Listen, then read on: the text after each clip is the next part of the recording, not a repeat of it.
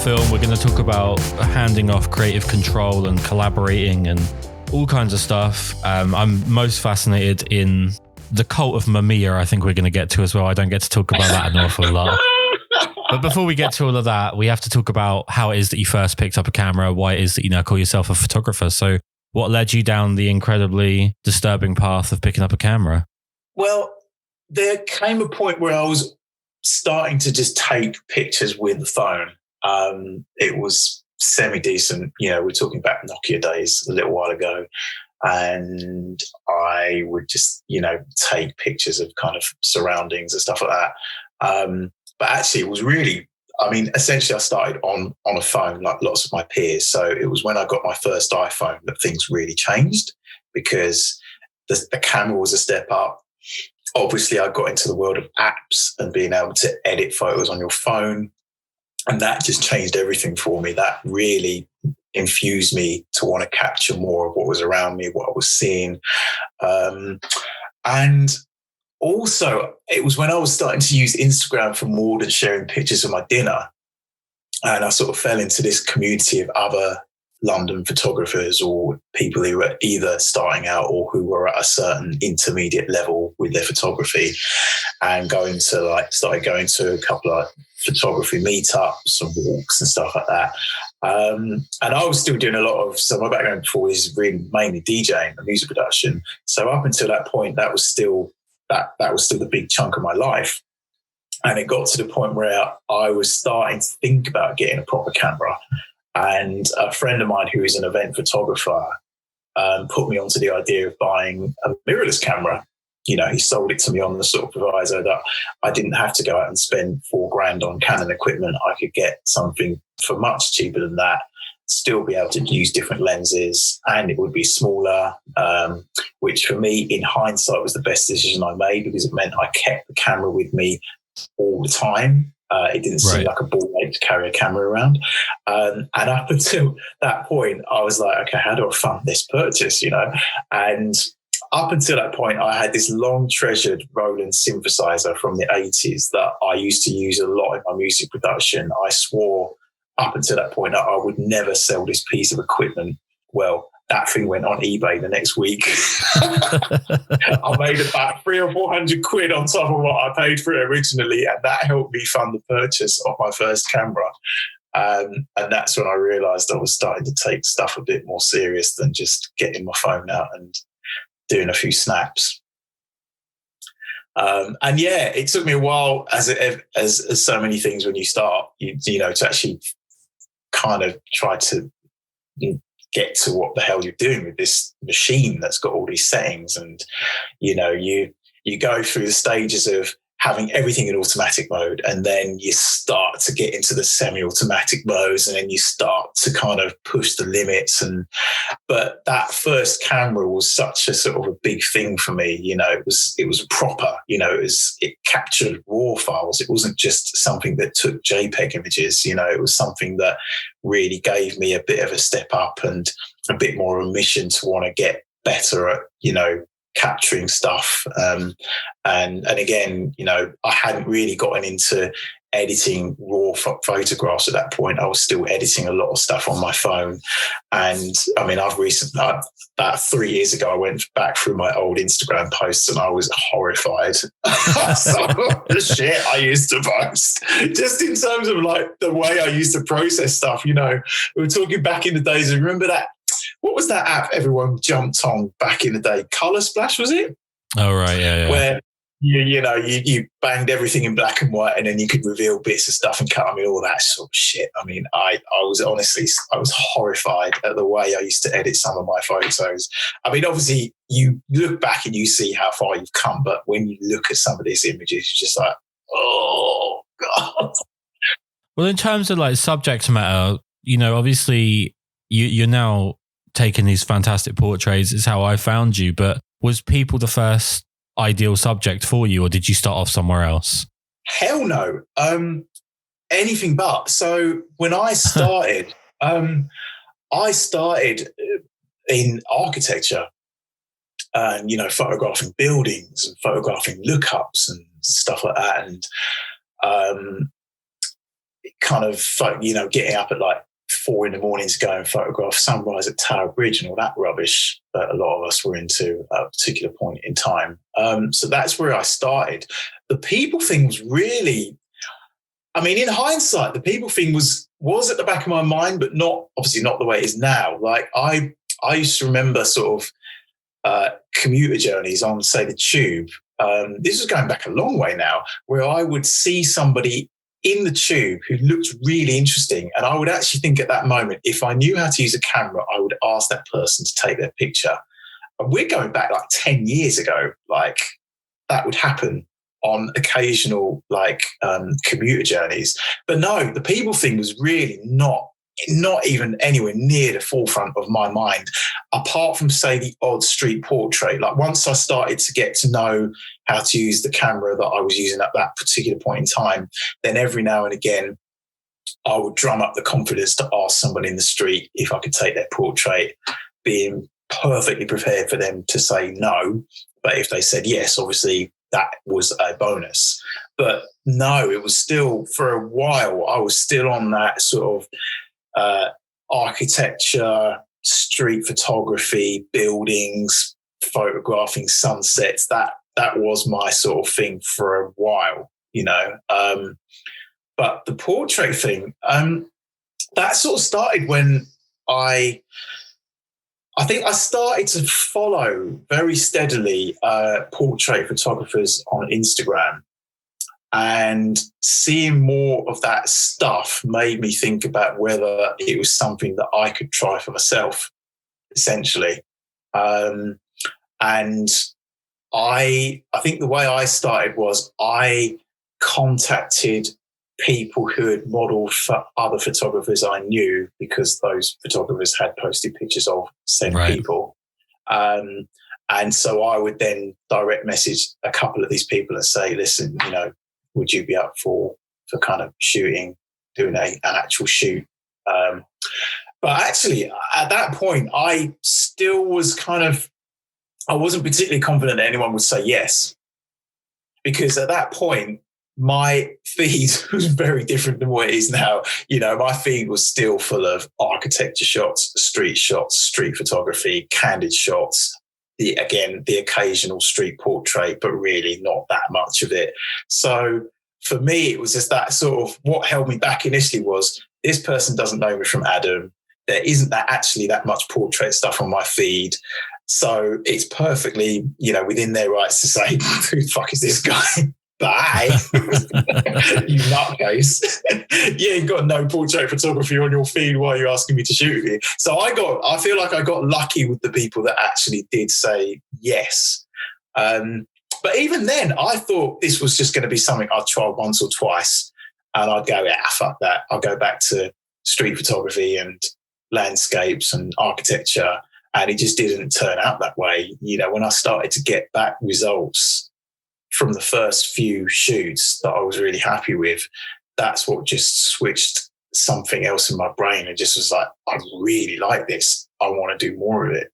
Well, it's interesting, right? Because I find like there are two types of photographers generally. There are people that when you say you photograph people, they wince and they instantly pull back. Like they think it's just the most horrible experience that they could put themselves through. And then there's other people that when they sort of learn to love photographing people, you can't stop looking for new people to photograph. You see it all the time. Like you were talking about being on the train and seeing faces and thinking, oh, I'd love to photograph that person. You were obviously already that type of photographer before you were a photographer. What is it about actually photographing people that's like the experience of actually doing it, the shoot itself? What do you enjoy about directing people, photographing people? What is it that it does for you?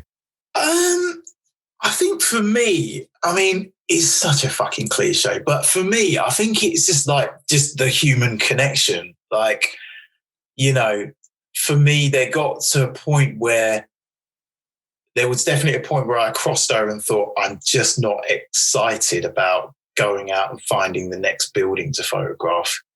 That shit just doesn't do it for me anymore. Whereas put me in a situation where I'm working one-on-one with a model, one-on-one possibly with somebody who isn't actually used to be in front of camera, which I challenged myself to do more this year, or, working in a team of other people who want to create shit that they're proud of. And I just find that again, this is that human connection of working with other human beings, whether it's one-on-one, whether it's in a team of people. I just fucking thrive off it, man. I can't lie. I can't lie at all. I just thrive off it. It really gives me a huge buzz. All right. So you moved from music to photography, and obviously you talked about the first camera where you're actually shooting raw files. You can change the lenses. You start to feel like you're really getting into it. At what point then does film make an appearance in what you're doing? So the film, well, what happened was I sort of kind of randomly bought one of the old Canon film cameras off eBay back in, this must have been like early 2017. It was a Canon AE1. I'd started to just like read articles about film photography, just in little bits, you know. And I bought it off someone on eBay for a good price. And it was a few months before I went to a music festival in France, and I decided to take this camera with me to said music festival. Took a few rolls of film, came back, got the stuff developed, kind of quite happy. I didn't screw up too many shots. And then the following year, I decided to get another film camera, and it was at the point where I was just starting to work with other team kind of people, like a makeup artist, for example, just like adding a makeup artist into the shoots I was doing.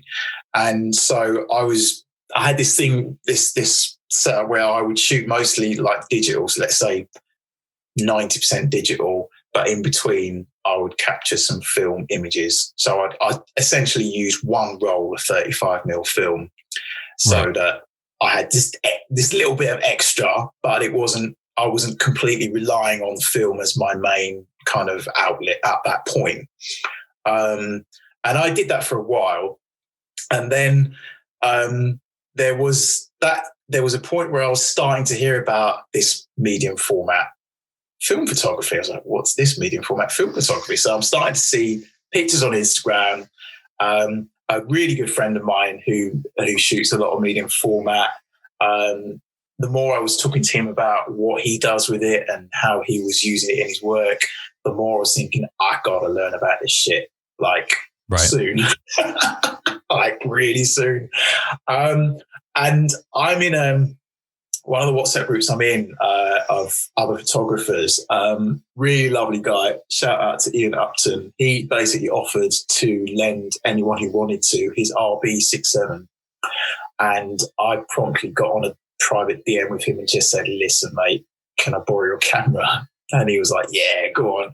Have you used one before? I was like, no, I'll look it up on YouTube. And he was like, no, I'll bring it down. I'll bring it down with me. So I had booked a studio in Stoke Newington to do a studio shoot, and decided I wanted to try. I wanted to properly dive in, right? Use the medium format camera with lighting strobes. I mean, talk about don't do things by heart. But anyway, Ian turned up with his camera, his light meter, which up until that point, I'd never used a light meter. I'd heard about these things, but I didn't know what a fucking light meter was. And so he turns up with this camera, this light meter, and he basically taught me how to use this RB67. He taught me the settings. He taught me what to watch out for, how to load the film, how to get it hooked up to flash strobes. And so we did, almost the entire shoot in that studio that day on film. And that sort of changed everything. He would let me borrow his RB67 for like occasional periods. And in between that, I was renting other RZ67s off people, just so that I could kind of shoot as much medium format as I could until I got my own one, of course. Well, okay, so we're in that ballpark now. And I said to you before we started, I was going to talk about this, and I've never really spoken about this on the podcast before, but you have the esteemed honor of being a representative of this cult. So something that I'm fully aware of is the reputation that Mamiya has. And more it feels like in the last couple of years, it's growing and growing and growing, and they're becoming more and more cult-like, the followers of the Mamiya system. So for those that have never used one, that includes me. I'm one of those 3 people on Earth that uses a Bronica. What is it about a Mamiya that's so much fun? What is it about? Is it the process? Is it the results? Is it everything? Try and sell me on the cult of Mamiya. The cult of Mamiya. So for me, what I love most about the Mamiya is, just when I've got that thing in my hand, I just like, compared to holding, say, just an ordinary DSLR, like just grabbing a Canon 5D4, I just feel, I don't know, man. It just feels different holding that camera. I love the fact that I can swap and change bits out my choosing. Like, I've got 2 lenses for mine, couple of film backs. I've very recently bought the metered prism finder, which basically takes out the inverse mirror shit where everything's back to front. And it's also got that amazing dial on the side where you can just put it in auto and it will meter everything for you. And it's got exposure compensation dial on it as well, so you can under or overexpose it if you choose to. That's changed so much for me. And just before Christmas, I got the pistol grip that you put on the side, which allows you to hold it in a really amazing ergonomic grip that helps with the extra weight the prism finder adds to the camera. For me, it's just been such a reliable camera.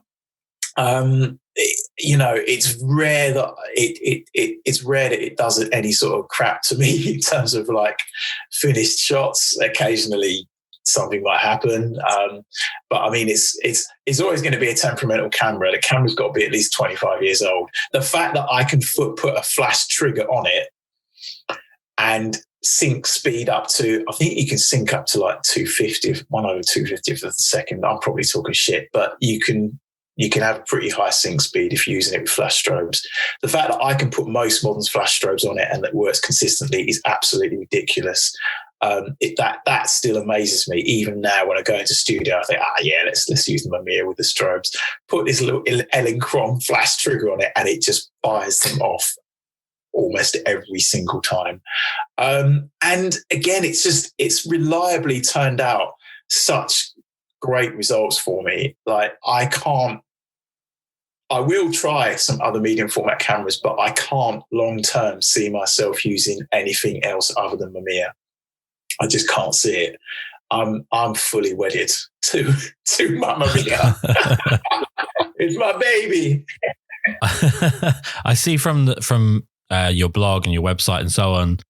One of your sort of references to film, you mentioned about it being kind of more deliberate, more slow, more considered when it comes to photographing with film.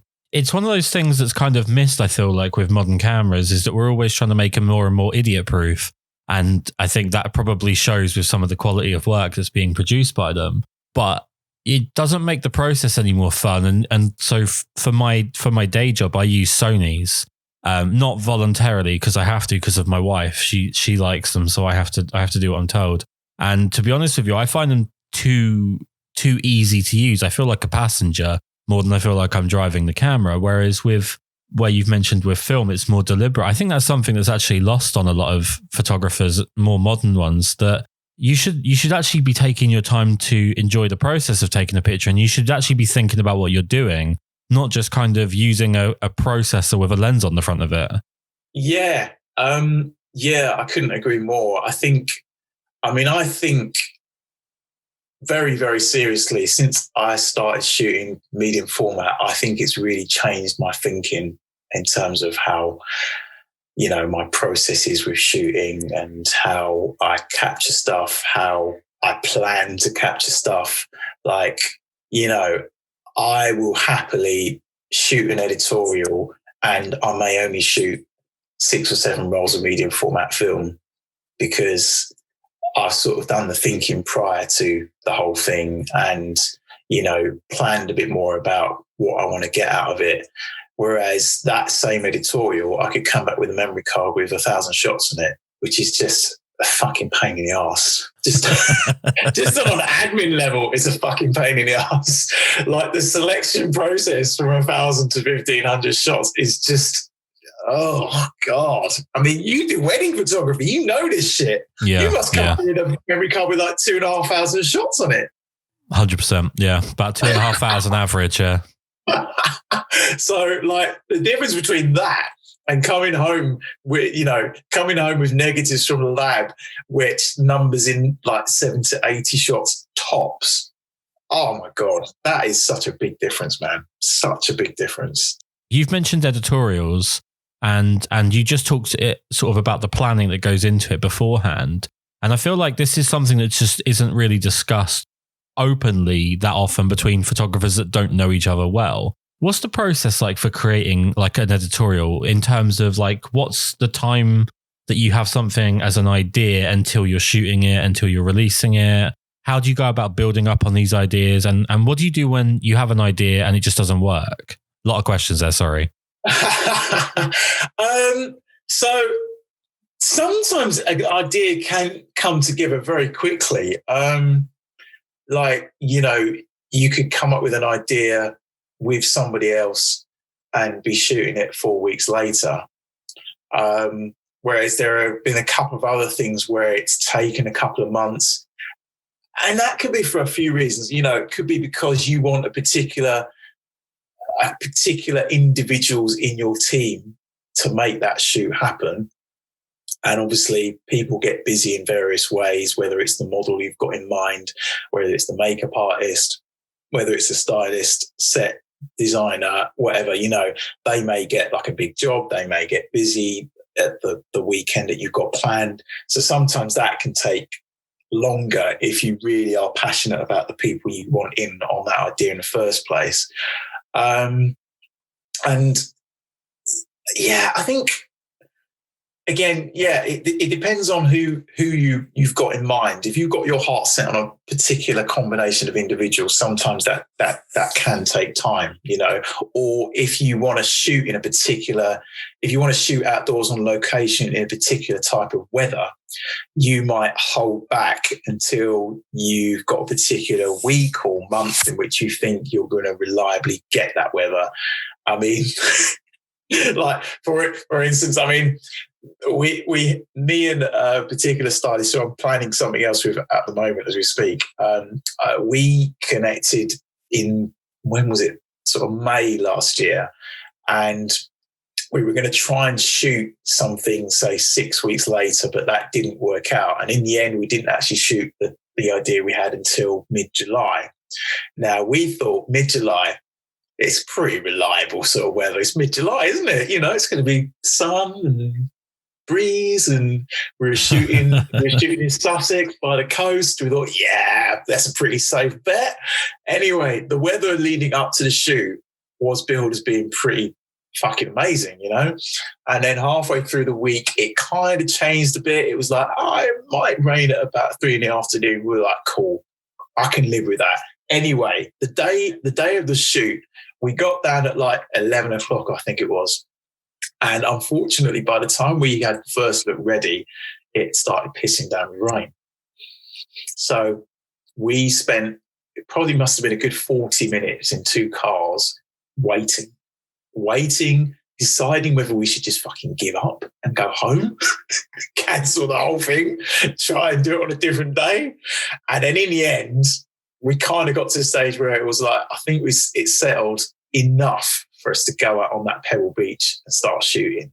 But I'm not going to lie, it was a very challenging shoot because the weather was less than ideal the whole day.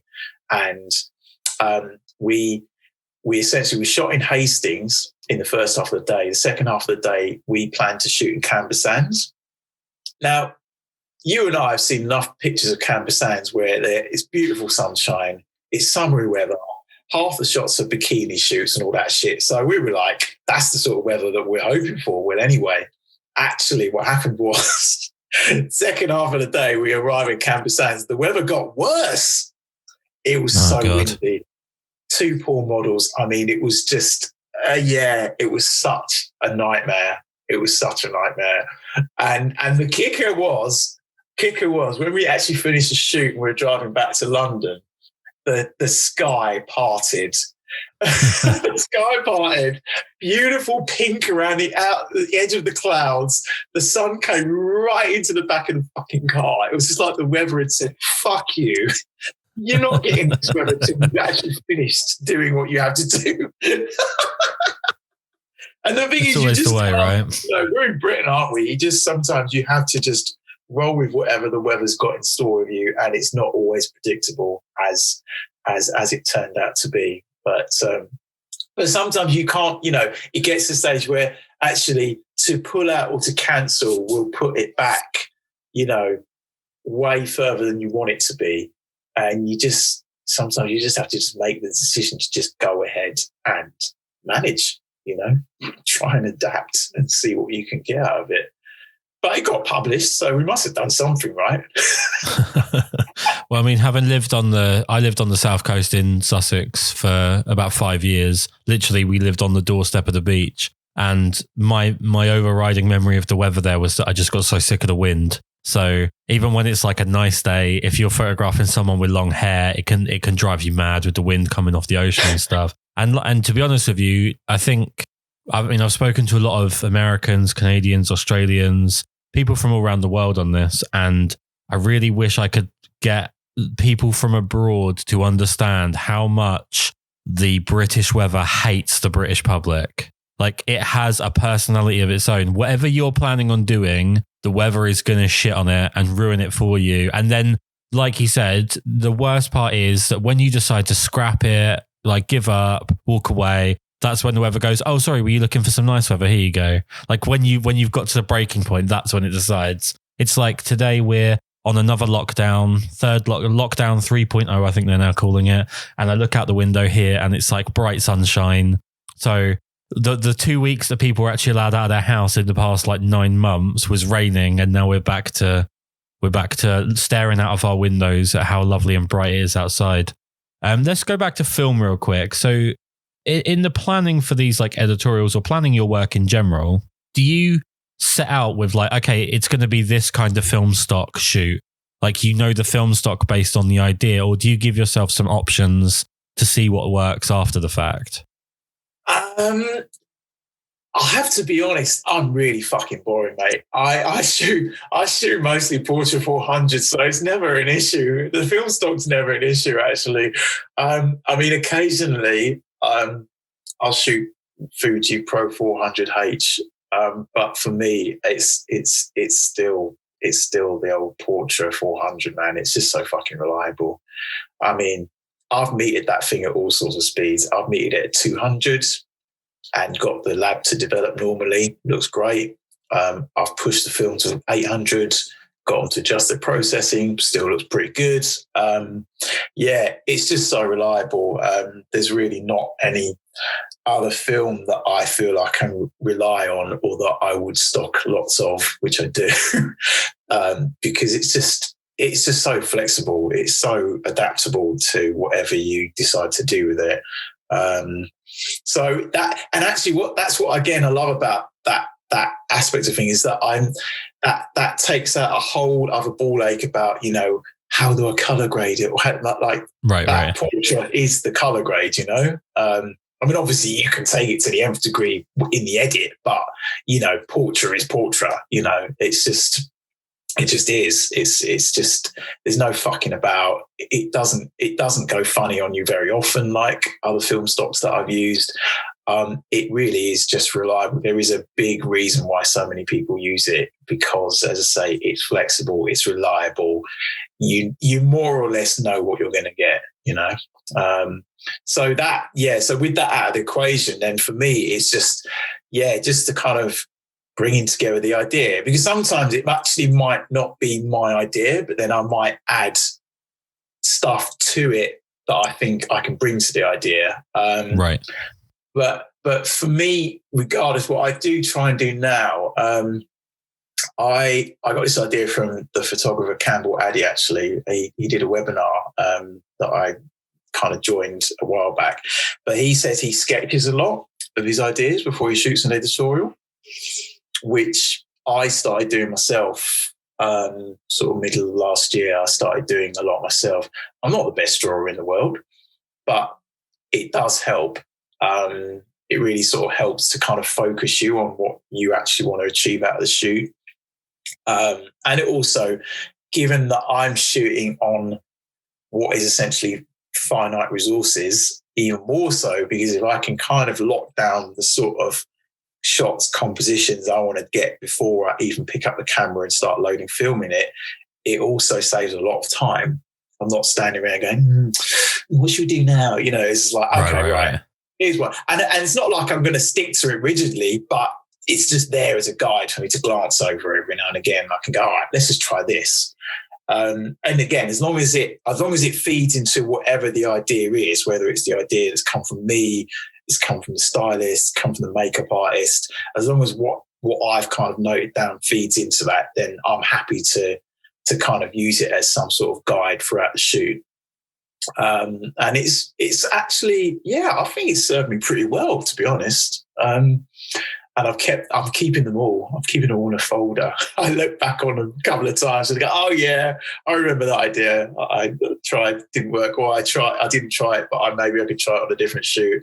But yeah, I found it very useful, very, very useful to kind of focus on the ideas and stuff, just to kind of sketch out bits. I'm essentially like storyboarding a still shoot is what I'm doing. I mean, what I find fascinating with any adult, really, because of the fact that I've grown up apparently as just such a child with control issues and feeling like I need to have a say over everything. And I think that actually stems from my previous life working in a kitchen, where I think everyone knows the stereotype of what it's like to work in a high pressure kitchen. And I was usually the guy making that slightly more high pressure than it needed to be, because I was a bit of an arsehole when I was younger. I'm always fascinated by people that are happy to give up creative control, especially when it's something that's going to have their name put to it. And it's a big difference you see between movies and photography, in the sense that movies are very much a collaborative effort, and photography for a lot of people is very much a solo endeavor. And I think that might even be a factor for why some people don't like to photograph other people. When it comes to your experience, you know, is it just your nature that you're happy to collaborate with other people? Or does it take time to build up trust with the right people to collaborate with? I think maybe it's a bit of both. I think, again, depending on where the ideas come from, I'm definitely happy to get people's ideas on aspects of the shoot. You know, like if I'm working with a team of people, essentially I've got to trust in the expertise of all those individuals involved, whether it's the makeup artist making suggestions about, I don't know, eyeliner, or, you know, relative to what lighting I'm going to plan to use on that shoot, or the stylist making suggestions about, you know, changing the jewelry that they're using in that particular look. You know, there's all these other people who have expertise in things that I know nothing about. I'm not a fucking stylist, nor do I plan to be. So, for example, I will always trust in their expertise in their particular field.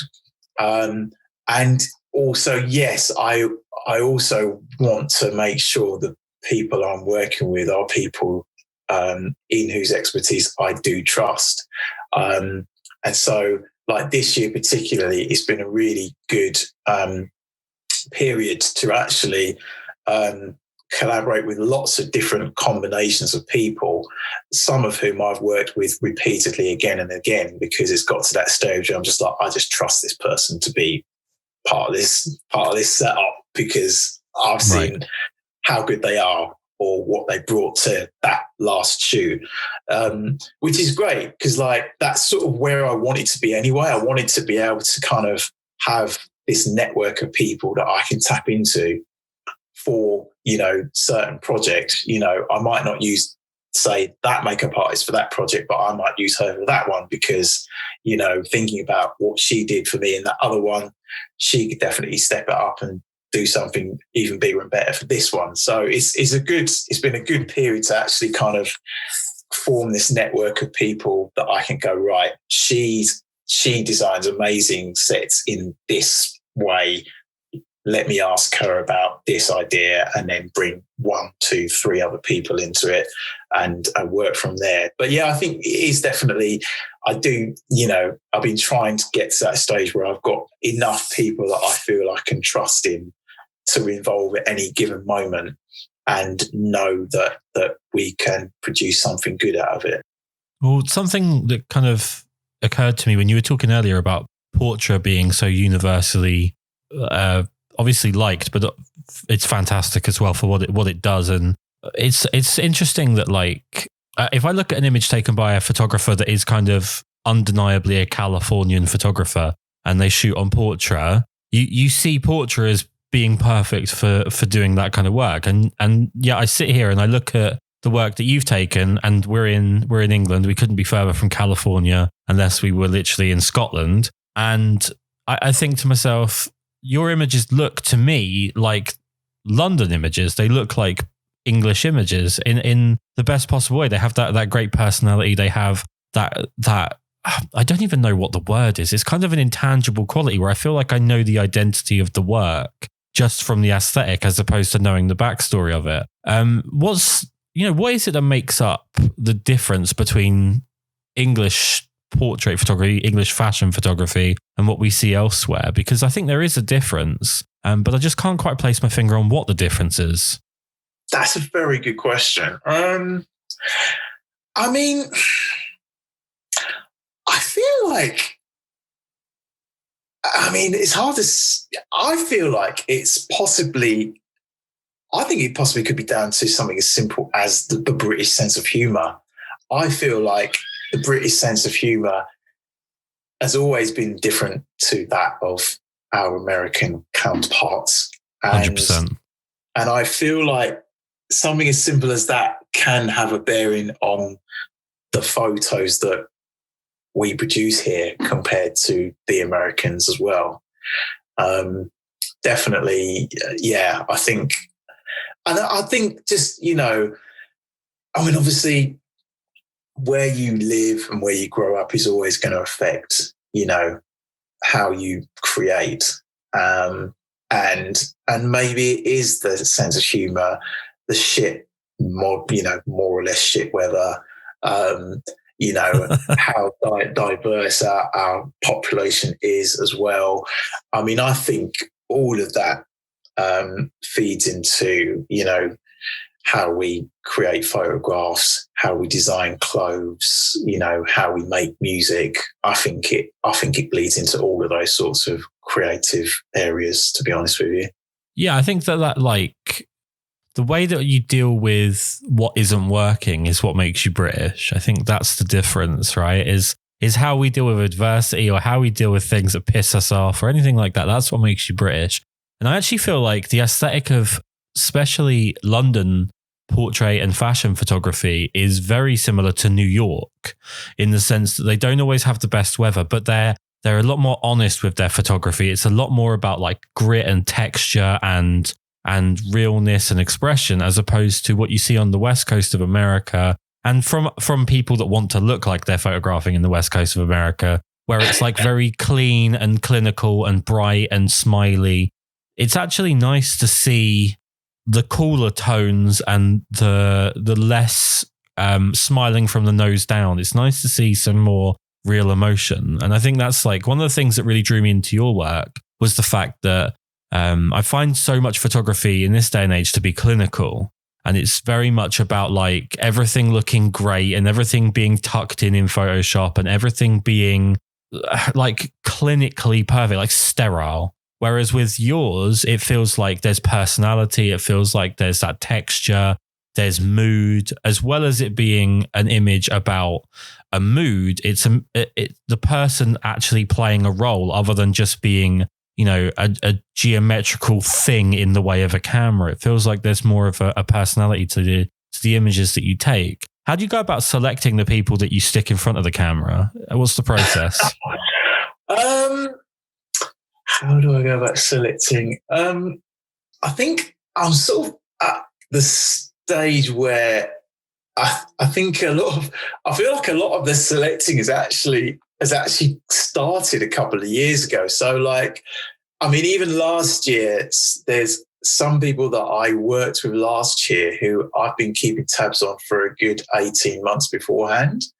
And it will be just somebody who, you know, for me, they interest me as someone to capture, and they might not necessarily be that all-American, you know, commercial looking person, which it's just not for me, really. Like, Right. And I don't know, I seem to have been drawn to a lot of people who've got short or shaven hair. I don't know how that's happened. But I do feel, I don't know what it is, but I do feel like when you've sort of not got the distraction of long hair, you really see, you know, you really see the person, you really see the face, you really see emotion. And that's not been particularly deliberate. That's just kind of how it's worked out, you know? Right. But I don't know. I feel that, yeah, again, I'm not always drawn to the people who look like, you know, typically, you know, your typical kind of image of a model. And again, in that sort of commercial sense of things. And so you know, often I will kind of do shoots with people who aren't always signed, for example. You know, they are just people who may, you know, who may be doing modeling freelance, or it may be something that they occasionally do. But for me, it was, when I really got into photographing people, it was never about only sticking to people that were signed to agencies. You know, that once I got into it became more like a byproduct, you know, once I started to find other people that happened to be signed. But that for me was never the be all and end all about how I cast people to photograph. It was always about that person and whether they've got something that interests me about them that I want to capture, regardless of whether they were signed to an agency or not. I mean, on an admin level, it is easier if you're dealing with somebody who's signed to an agency for me now, because it means I can do the organisation via their booker, and God forbid that person gets optioned for something at the last minute, that agency will do their very best to try and source your replacement. Where if I'm dealing with individually with the model and the model pulls out, well, I'm kind of fucked, you know. I'm kind of going, anyone? Is anyone available this Saturday? You have to do you have to put the story up on Instagram where you just know you're basically planting seeds in the desert because nothing's going to come of it. Yeah.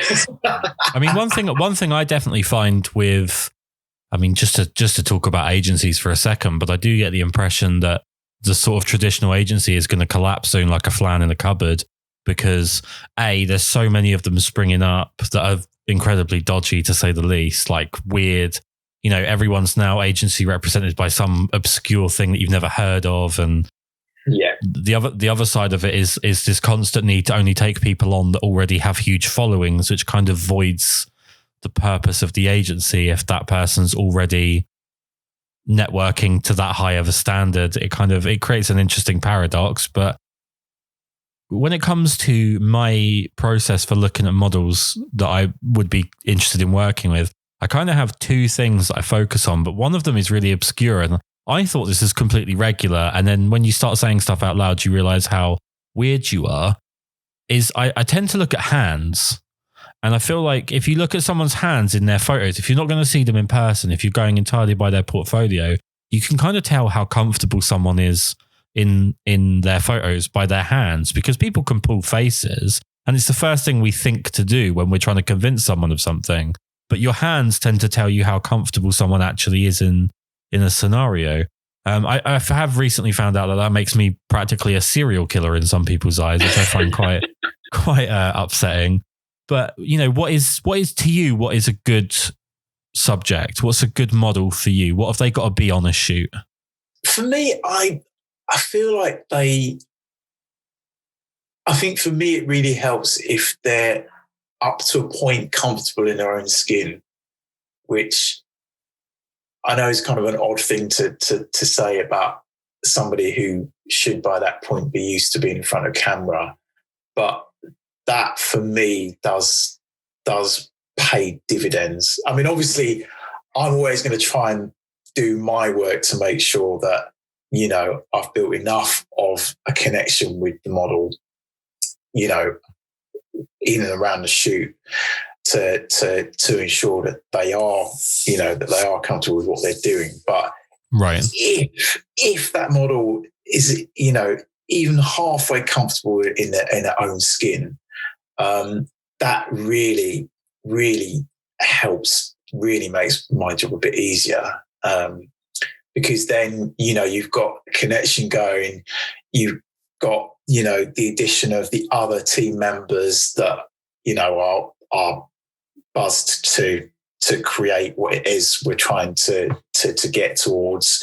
And that, I mean, that all of that can help make for better photographs. You know, I mean, there's been occasions where there has, you know, I had a model and she's not, you can just kind of tell she's not quite, you know, comfortable enough, or perhaps just experienced enough, you know. Yeah. And I mean, obviously, you're going to get that with newer faces that you work with, but yeah, that, you know, that being said, you know, I've worked with new faces who have just killed it from the get-go. So it's not always about, you know, how long that person's been with that agency or how long that person's been, not always about how long that person's been modeling. Some people just have it, you know. But yeah, I do think if they have if they're relatively comfortable in their own skin, that just makes everything a lot easier. Well, I know, especially here in England, we're sick to the back teeth of hearing about what's gone on for the last 10 months. If one more person says the phrase "the new normal" to me, I'm going to punch him in the throat.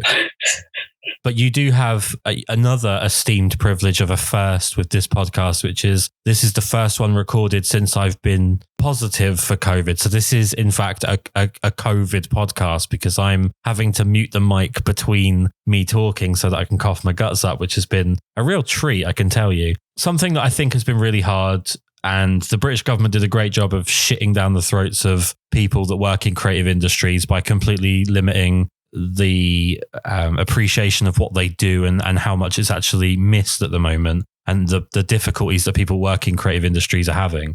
In terms of like the bending and the breaking of creatives over this pandemic, how have you kept yourself positive? And I know that's obviously a very difficult word for 2020, 2021, but how do you stay positive? How do you stay creative? How do you stay inspired? I think for me, I mean, obviously that first lockdown was a fucking killer for all of us, obviously. And I think the way that I tried to stay positive was to kind of still be in dialogue with the people that I wanted to work with when we came out of lockdown, and to still be working on ideas, to still be, you know, thinking about the stuff I wanted to do in future and, you know, how I wanted to work once we were able to work. Yeah, I think it was just to keep focused on actually, you know, the ideas that I was going to hopefully realize once we were able to be out and about a bit more. It was kind of, that was the bit that was kind of like, that's the bit that's going to give me hope, is the fact that we are going to come out of this a bit and we will be able to create again in some capacity, and that, you know, I need to kind of be ready for it when we are. Yep. And I do feel like when we did come out, I really fucking was ready for it. so much scheming and ideas and sketching, and so like when I came out, I literally, like, I do feel like I hit the ground running. Like once the opportunity and the, you know, the relative freedom came back, I was like, I'm not fucking wasting any time here, people. let's make that one happen, that one happen, that one happen. Right. I think it was definitely like a part of my brain that was just trying to make up for the time we lost to lockdown. So it was just like hell for leather from that point on. I was just determined just to do as much as I could, not knowing when or in what shape another lockdown was going to take. In the run up to the one that we had in November, I was just on it. I was determined not to stop until I absolutely had to. Well, it kind of goes back to what you were saying about the British sense of humor. I think the difference I've noticed between the English people that I know, obviously, and I'm surrounded by, and some of the stateside people that I've spoken to with the podcast, is that we kind of knew that the optimism going forwards, we don't trust optimism. We know there's something else coming. Every time someone says, okay, that's it, it's all out the way, we know, okay, there's a but. There's something coming here where it's not going to be positive. So we kind of prepare ourselves a little bit better. And like you said, just being ready to kind of treat lockdown the same way that we treat rain, in that, like, okay, there's only going to be a short amount of sun, so we're going to get out, we're going to use it, and then we're not going to waste a second thinking about it when it's finally here. I obviously want to say a massive thank you for you taking the time to do this. I do have one last question, if you don't mind me taking up just a little bit more of your time. I put you in the same category as another podcast guest I've had on, a gentleman called Geraldo Malaval, and he does these incredible retro film portraits, very, very stylized to look very much like the 70s and 80s.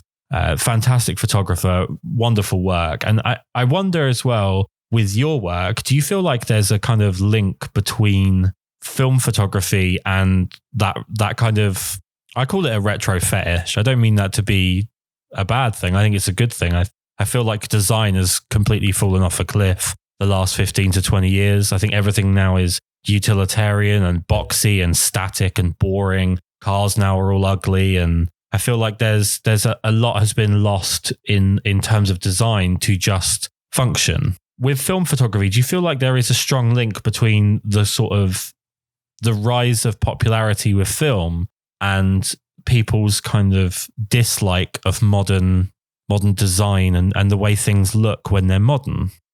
Yes, I think there probably is.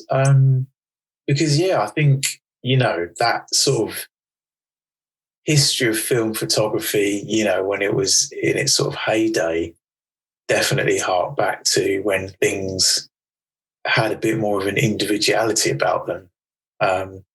Whereas so much of what we've got around us nowadays has been sort of sanitized or, made as generic and, as you say, as functional as possible. And I think, people sort of do kind of attach more of an individuality to what they can get when they use a film camera, when they have to wait for film to be developed, when they've got the option to actually be able to kind of print film work, which is something I've yet to do. I will do it at some point. I think it does. I think it does sort of, track back to sort of that individuality. And I think, a lot of people, are definitely invested in film for that reason, for sure. It's been such a pleasure to talk to you. It's nice to talk to someone that appreciates the humor of what it is to be English and what it is to be constantly in fear of our own stupidity. So that's always a treat. I'm a massive fan of your work. We've kind of finally penned what this podcast is over the last few episodes, which is that I'm just creating my own algorithm so that I can force people to like stuff that I like, and therefore there'll be more of it, so I get more of what I want. So the motivation is incredibly selfish. I do apologize for that. But the most important part is we push as many people as possible now towards finding your work. So where's the best place people can go to see what it is that you do? I would say straight to the Instagram, Kids Circus. You can also sort of see more expanded universe at kidscircus.co.uk as well. There you go. You're a gentleman. Thank you so much for taking the time. My pleasure, man. Absolute pleasure.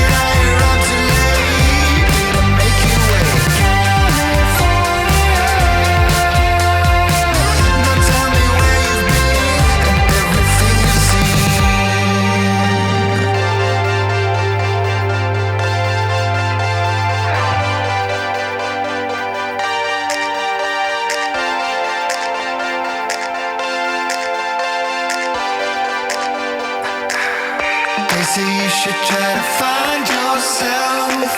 I get stuck in the valley.